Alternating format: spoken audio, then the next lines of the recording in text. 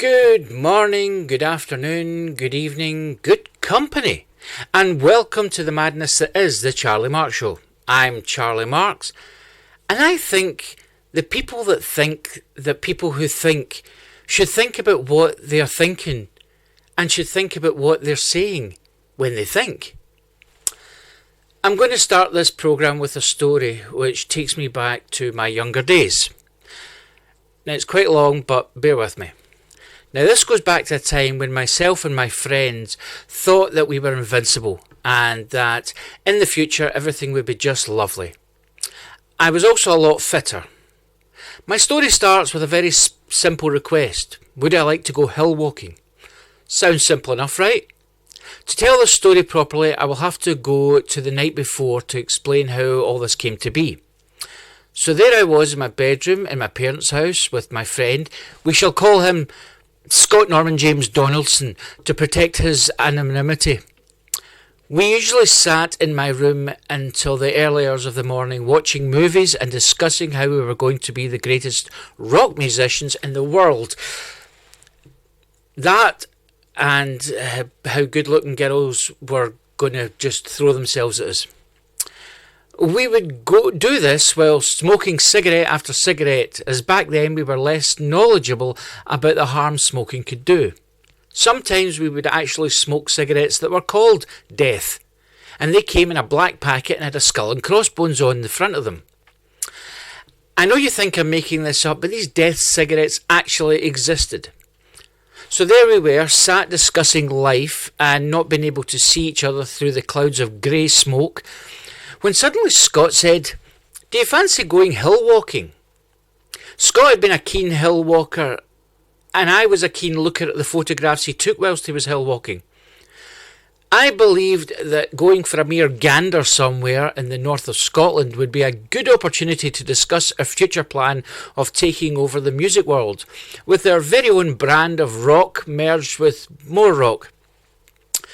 It was agreed, and I was to pick him up in my father's car early the following morning. As dawn broke, I got up, got dressed, and put on my brand new pair of boots that I had purchased for the autumn and winter. I should add that this was summer time, but I figured that should we encounter a little gravelly path, I would be perfectly comfortable. I picked him up and we began the long journey to somewhere that I'd never been before, or more to the point, had never heard of. We'll start off with saying, with something easy, he stated, making me feel a little irked, that in my mind it meant that I couldn't handle Mount Everest in a first walking attempt, but I said nothing and just agreed. As we drove, he told me that we should stop off at a garage along the way to get 2 Mars bars and a bottle of water each, for the little itsy-bitsy adventure. As we drove towards the garage, he told me a story about a time when he and some of his other friends were going hill walking, and they stopped off at the self-same garage. They were in a van, for reasons I never asked, and they'd all bought balaclavas for the hike, as the weather was not as hot as it was for us. As they sat in the garage, for reasons only known to themselves, they decided to try on their balaclavas. The young guy serving in the petrol station noticed this and freaked out, calling the police. Armed police turned up and they were surrounded. When asked what they thought they were doing, they said they were simply trying on their balaclavas before going on to buy their Mars bars. As I pulled into the garage, I told him to wait in the car and not try anything on, and I went in to buy the 4 Mars bars and 2 bottles of water. Soon we were at the foot of the hill and we got out the car. I quickly found a bin and put the wrappers of my 2 Mars bars in it. Well, I hadn't had my breakfast. We started walking vertically, and suddenly I noticed that we were climbing as opposed to walking. And when we got to our first break, I was out of breath, wheezing, red-faced and ill. He didn't even have a hair out of place, and my hatred for him had begun. Power walkers were walking past us at a fast pace, overtaking, shouting things like, "Great day for it!" If I could have caught my breath, I would have replied, "I hope you die," but I was struggling to move my nose hairs. We continued up, and I repeatedly asked, "How much further?" this bloody thing went on. Just over the next ridge, I was assured, but then we'd come to the next ridge and it went on. It appeared that this hill was growing a ridge ahead of us. Suffice to say, we continued even though I had already died 6 ridges ago. I was in pain and I just wanted to be able to stand upright. Still we climbed, and still it went on. At one point I believed that we were never going to reach the summit and I would be named on the 6 o'clock news or CM News as the young boy who could have been a bigger rock star than Alice Cooper who went missing on the mountain. That's right. I was soon to learn that we were on a mountain. Now, I don't belong in a mountain. My tribe of people are very much non-mountain people. We are street level people. And the only one of us who went up the mountain and came back with homework eventually after a short time. Eventually, after what seemed like days, we made it up to the top and I collapsed on the ground. Scott suggested I stand on the edge whilst he took my photograph, and I suggested let's just say, what I suggested could not be physically achieved by a male with bones. Oh, did I mention that I have a severe fear of heights? Perhaps I should have mentioned this before. I have to admit that when I recovered and my lung capacity was a little more than it was, I did look out and it was stunningly beautiful. But after looking out for a minute, I thought, right, that's nice, let's go home. But Scott had a brilliant idea. Why don't we walk along the top of the mountain and go down to the other end? There's a pub there. Here is where I learned that a mountain range was just what it is. I wanted to go home, but he convinced me that it was an experience I would never forget. He was right. We were 18 then, and I'm now 52, and I still have nightmares about it. Now, I'm not Highland savvy when it comes to things like mountains, and I always believed that the top of a mountain was a pointy top. But it's not. And it was then that I realised that every time I'd drawn a mountain, I was wrong. We proceeded to walk along the mountain top at a snail's pace. Oh, I forgot to mention I'd finished my bottle of water hours ago and I was very dehydrated. But Scott was the leader of our adventure and told me that we could refill our bottles in a stream further up, which would have the best water I had ever tasted. Personally, I have never really noticed the difference in waters, but just the talk of water was helping me get to the stream. We got there, quenched our thirst, refilled our bottles and continued. As we walked, Scott said, "Let's hope we don't find a dead sheep in the water further up." God, I hated him. We continued along the mountain top and suddenly 2 Harrier jets passed. Not by us, but under us.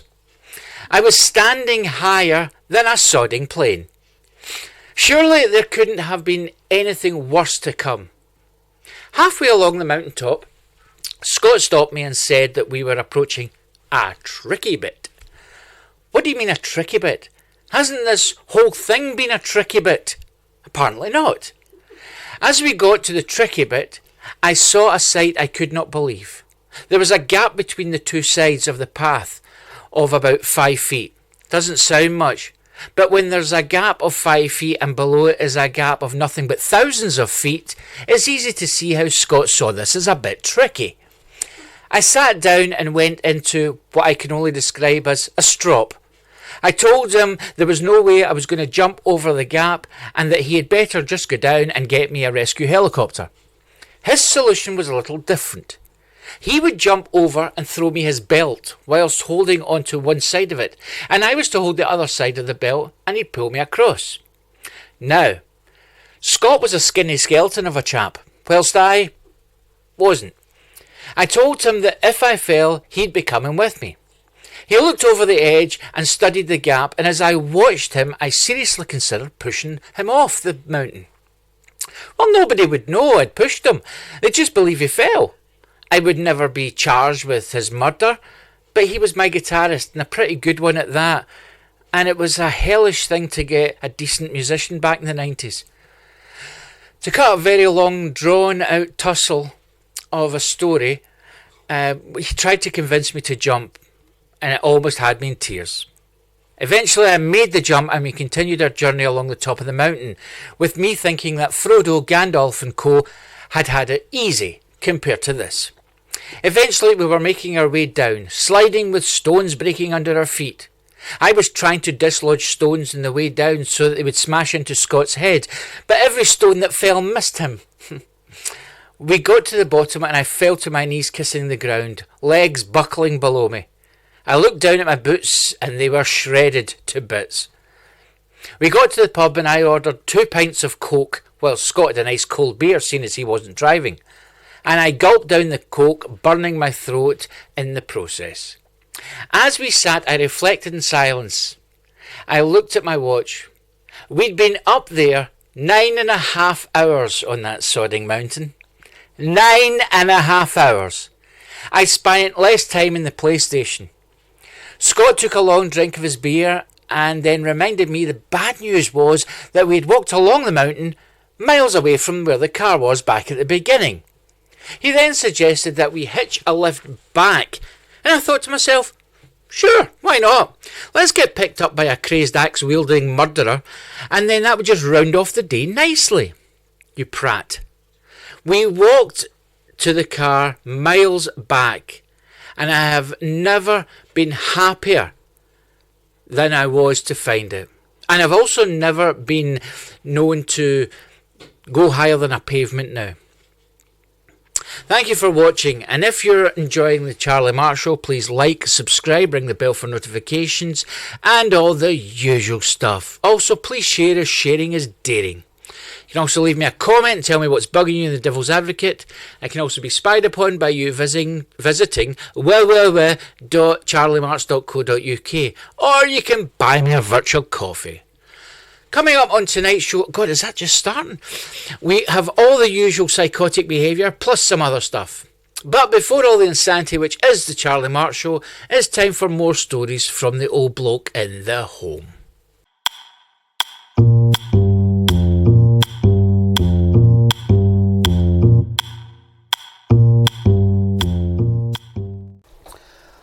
Hello again, it's me, Rupert, the old bloke in the home. As I drifted into my 60s, I still wanted to achieve the things that I set out to do. A parachute jump, eating a McDonald's meals, and making love to a beautiful woman. And I achieved my goals, but in hindsight, I should have done them separately, and at different times. Gertrude did not appreciate getting pickle in her hair. I moved into a little house, and all seemed that it was going well. But all I seemed to do is sit in my chair listening to the radio and pondering over life. What was life all about? What was the point of it? Was it worth all the worry? It was then that I came up with my master plan. I would unite the country and bring the government to their knees. I sat night after night planning out where to buy my notebook and pencil. And when I finally decided, I began postulating my plan. Now, I'm not sure what postulating means, so as you can imagine, I was under great pressure from the start. Eventually, many months later, I had the greatest plan to bring the government down, and it was simple. The way I saw it, if one person doesn't pay their bills, they cut them off, or send them to prison. But what if I could convince everyone in the country to stop paying their bills? They couldn't put us all in prison, and they would have to listen to our demands. I then wrote out a list of demands which included cut-price sausage rolls from Greggs, no rain during the summer months, nurses to go back to wearing proper nurses' uniform like they did in the Carry On films. Women nurses could also do that. And the pensions to be paid at triple rate and in Bitcoin. It was so simple. And if the country got on board, we could end up running things, and not those idiots that do. I wrote out a small poster requesting everyone in the country to meet up at my house, and we would have a meeting about my plan. I also added that they should bring their own cups for tea, as I only had 3. I placed the advert up in my local co-op store, but sadly the people of the country let me down and never showed up. I was giving the people of this country hope, a way to change things, but they were probably too scared to go against the government. I did, however, get some notice about my advert. when the police turned up at my door and arrested me for promoting an uprising against the government. I was then sent to prison. But that's a story for another time.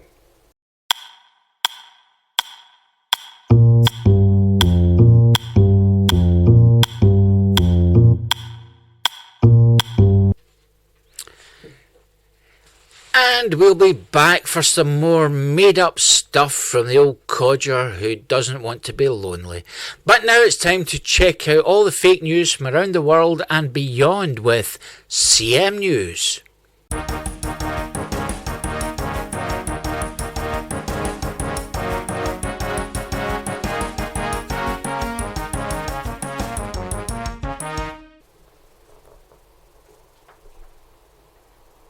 Good evening and welcome to CM News with me, Amelia Earhart.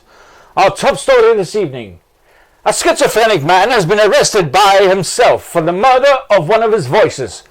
The man appeared in court where he both defended and prosecuted himself. As he was also the judge, he passed himself the sentence of guilty and sentenced himself to life imprisonment. In a statement he provided for himself, he said that he had nobody to blame but himself. He did say that he was going to appeal the sharp sentence, but was not holding out much hope, as he was also on the Board of Appeals. In golf, Bernard Wanger brought out his iron on the 4th hole today at Wentworth, which shocked his wife, as he usually leaves the ironing to her. A father and son-in-law who went missing for 3 years during a fishing trip have turned up safe and well. That was the name of the 2 fish they caught during their absence. Locals in the community are questioning the story the men gave to why they vanished on the trip by stating that it was suspicious that the 2 fish they had caught had come with a side order of chips and a sachet of ketchup. Lead actress of the hit musical Wicked, Dora Smith, has been called out by local equality protesters for using greenface. The head of the protesters group, a Mr. Kermit T. Frog, said that in this day and age there should be no place for this kind of thing. And finally, the government have stated that they are going to introduce a law that allows 4-year-olds to vote. This decision has come up against some criticism, as a group of 4-year-olds who were polled asked if they could climb it. And that was the latest headlines. This is Amelia Earhart for CM News. Good night.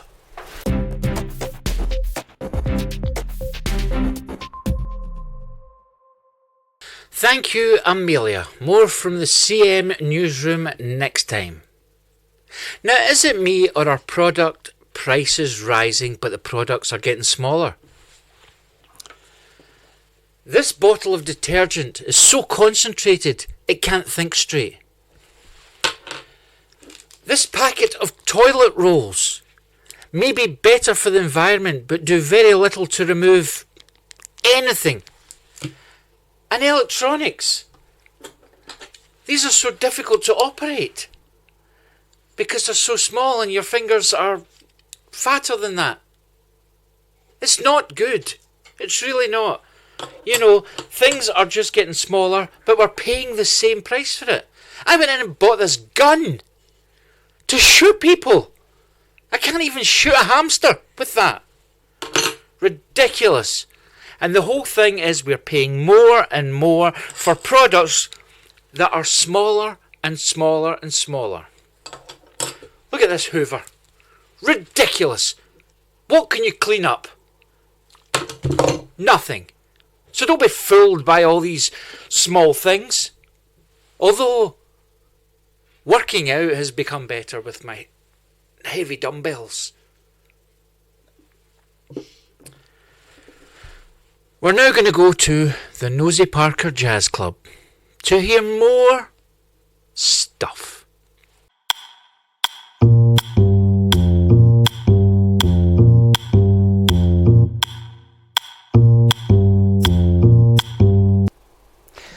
Hey you cool cats, welcome to the Nosy Parker Jazz Club.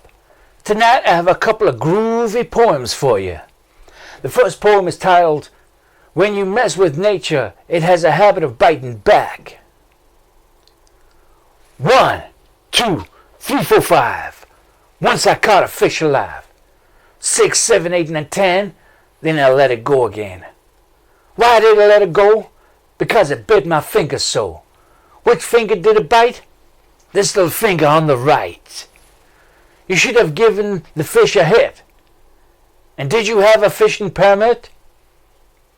But do not fret. In fact, do a little dance. Because of that bite, you can now claim disability insurance. Fishing is not to be seen as a lark, especially when you are fishing for shark. But it wasn't shark, and I wasn't even fishing. I was spying on a little Julie, who was skinny dipping.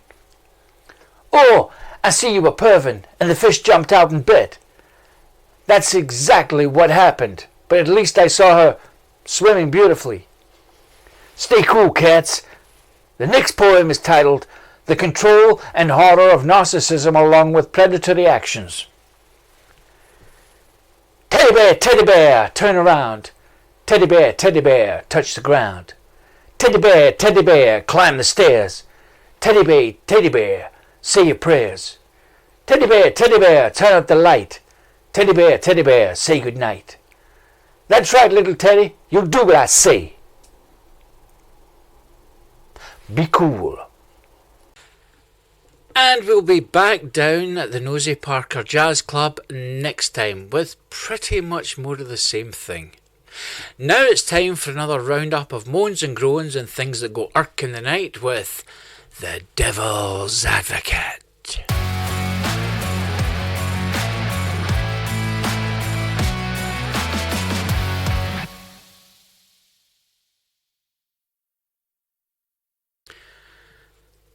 Some time ago, I read an article about British actress